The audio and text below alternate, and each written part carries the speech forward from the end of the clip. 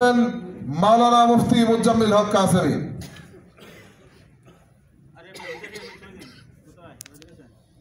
আসসালামু আলাইকুম ওয়া রাহমাতুল্লাহি ওয়া বারাকাতুহু। আলহামদুলিল্লাহি ওয়াসসালাতু লিআহলিহা আম্মা বা'দ। ফাআউযু বিল্লাহি মিনাশ শাইতানির রাজীম। বিসমিল্লাহির রাহমানির রহিম। ওয়ালা তাহিনু ওয়ালা তাহজানু ওয়া আনতুমুল আ'লাউনা ইন কুনতুম মুমিনিন। সাদাকাল্লাহুল আযীম। ইসলামী আন্দোলন বাংলাদেশ কুষ্টিয়া জেলা শাখার উদ্যোগে আয়োজিত আজকের দ্বিবার্ষিক জেলা সম্মেলনের সংগ্রামী সভাপতি, বিভিন্ন পর্যায়ে নেতৃবৃন্দ, প্রধান অতিথি, বিশেষ অতিথি ও আমার সামনে উপবিষ্ট এক ঝাঁক দিন প্রিয়, ইসলাম প্রিয় ইমানদার মুসলমান ভাইয়েরা, সকলকে জানাই ইসলামী আন্দোলন বাংলাদেশ কুষ্টিয়া জেলা শাখার পক্ষ থেকে সংগ্রামী শুভেচ্ছা অভিনন্দন।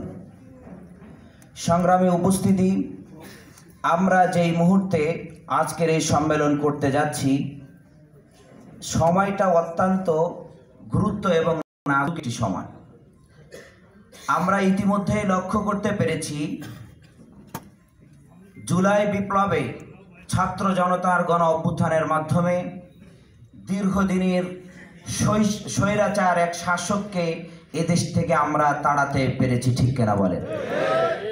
কিন্তু অত্যন্ত পরিতাপের বিষয় হলেও সত্য, এক স্বৈরাচার আমাদের দেশ থেকে পালিয়েছে, কিন্তু আমাদের কাঁধের উপরে অপর এক স্বৈরাচার এসে ঘাপটি মেরে বসার চেষ্টা চালিয়ে যাচ্ছে।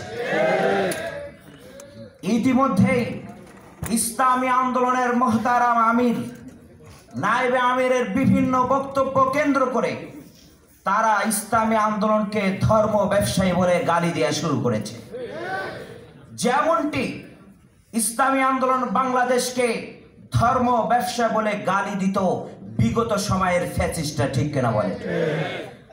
কিন্তু আমরা আজকের এই শিল্পকলা একাডেমির মঞ্চ থেকে বলতে চাই, এই মঞ্চ থেকে যেভাবে আমাদের শায়েখকে কটূক্তি করা হয়েছিল, এই মঞ্চ থেকে যেভাবে ইসলামী আন্দোলনকে ধর্ম ব্যবসায়ী বলা হয়েছিল, আগামী দিনে কেউ যদি আমাদের শায়েখ এবং ইসলামী আন্দোলনকে নিয়ে কটূক্তি এবং ষড়যন্ত্র করার চেষ্টা করে, ইসলামী আন্দোলন বাংলাদেশ তাদের বিরুদ্ধে যেভাবে জুলাই বিপ্লব গণ অভ্যুত্থানে সামনের কাতারে থেকে নেতৃত্ব দিয়েছিল, ফ্যাসিস্টকে তাড়ানোর জন্য ইসলামী আন্দোলন যেভাবে মাথায় কাফনের কাপড় বেঁধে ছাত্র বিপ্লবের গণ অভ্যুত্থানের সাথে একত্ববাদ ঘোষণা করে সামনে থেকে নেতৃত্ব দিয়েছিল, আবারও যদি কোনো ফ্যাসিস্ট এদেশে জন্ম নিতে চাই, তাদের ঘাড়কে মোটকে দেওয়ার জন্য ইসলামী আন্দোলন আবারও ঝাঁপিয়ে পড়বে, ঠিক কিনা? ইসলামী আন্দোলন বাংলাদেশ বিগত কোন ফ্যাসিস্টের রক্তচক্ষু রাঙ্গানিকে কখনো ভয় করেনি। আগামী দিনেও যদি দেশ, মানবতা, এদেশের স্বাধীনতা, সার্বভৌমত্বের উপরে যদি কেউ আঘাত আনতে চায়, এদেশের আপামর জনসাধারণের নৈতিক অধিকারকে লুণ্ঠন করার জন্য যদি কেউ চাঁদাবাজের ভূমিকায় অবতীর্ণ হয়, ইসলামী আন্দোলন বাংলাদেশের প্রতিটি নাগরিক সেখানেই সীসার দ্বারা প্রাচীর নেই, তাদের সামনে রুখে দাঁড়াবে, ঠিক কিনা বলে? আজকের এই জেলা সম্মেলন থেকে আমি উদারতা আহ্বান জানাতে চাই, আগামী নির্বাচন হবে পিআর পদ্ধতিতে, ঠিক কিনা বলেন? বিগত দিন নির্বাচন 53 বছরে আমরা আমাদের মৌলিক অধিকার ফিরে পাইনি।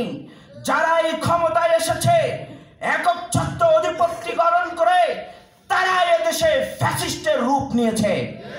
এই জন্য আমরা ইসলামী আন্দোলন বাংলাদেশ চাই, আগামী নির্বাচন হবে পিআর পদ্ধতিতে, যাতে করে আগামীতে এদেশে আর কোনো ফ্যাসিস্ট জন্ম নিতে না পারে, ঠিক কিনা বলে?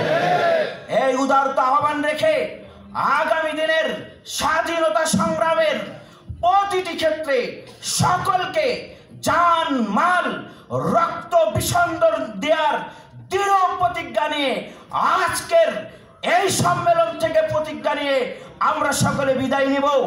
সকলের সুস্বাস্থ্য কামনা করে আগামী দিনের সংগ্রামে সকলের স্বতঃস্ফূর্ত অংশগ্রহণের আশা ব্যক্ত করে আমার আলোচনা এখানেই শেষ করছি। নাসরুম মিনাল্লাহি ওয়া ফাতহুন করিব ওয়া বাশশিরিল মুমিনিন।